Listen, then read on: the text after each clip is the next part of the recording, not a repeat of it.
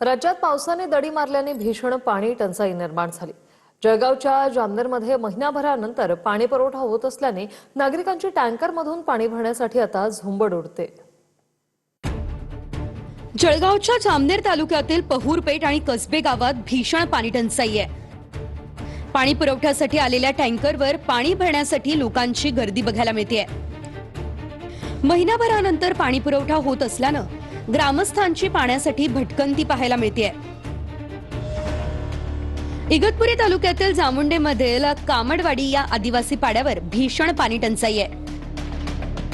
इथल्या विहिरींनी तळ गाठला असून नागरिकांना विहिरीत उतरून पाणी भरावं लागतंय।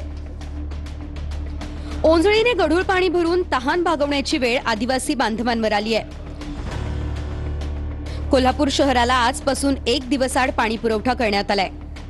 धरणांमधील घटलेला पाणीसाठा आणि लांबलेल्या पावसाच्या पार्श्वभूमीवर कोल्हापूर पालिकेकडून हा निर्णय घेण्यात आला।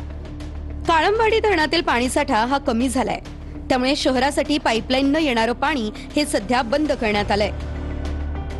कोल्हापूरमधल्या धरणात 26% इतकाच पाणीसाठा शिल्लक आहे। घटलेला पाणीसाठा आणि लांबलेल्या पावसामुळे धरणातून दूधगंगा नदीमध्ये होणारा विसर्ग हा पूर्णपणे थांबवण्यात आलाय। सोलापूरसह 5 जिल्ह्यांची वरदायिनी असलेल्या उजनी धरणाची पाणी पातळी -23.61 इतकी झाली आहे। उजनी धरणामध्ये 51 टीएमसी इतकाच पाणीसाठा शिल्लक आहे। शेतीसाठीचं पाण्याचं आवर्तन हे आता बंद करण्यात आलंय। नाशिक जिल्ह्यातील धरणांमध्ये 25.39% उपयुक्त पाणीसाठा शिल्लक आहे। पाणीसाठा केवळ पिण्यासाठी संरक्षित करण्याच्या सूचना या करण्यात आल्या आहेत।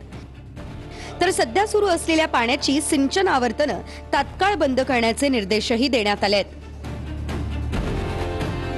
मराठवाड्यातील 44 मोठ्या प्रकल्पांमध्ये केवळ 31.99% उपयुक्त पाणीसाठा शिल्लक आहे। जायकवाडी धरणात 28.30%, माजलगावमध्ये 22.50%, तर मांजरा धरणामध्ये 22.36% इतका पाणीसाठा आहे।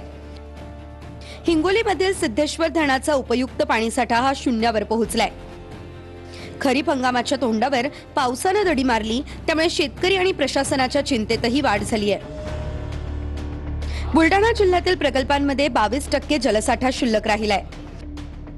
4 शहरांसह 52 गावांचा पाणीपुरवठा योजना अवलंबून असलेल्या खडकपूर्णा प्रकल्पात मृतसाठा उरलेला आहे।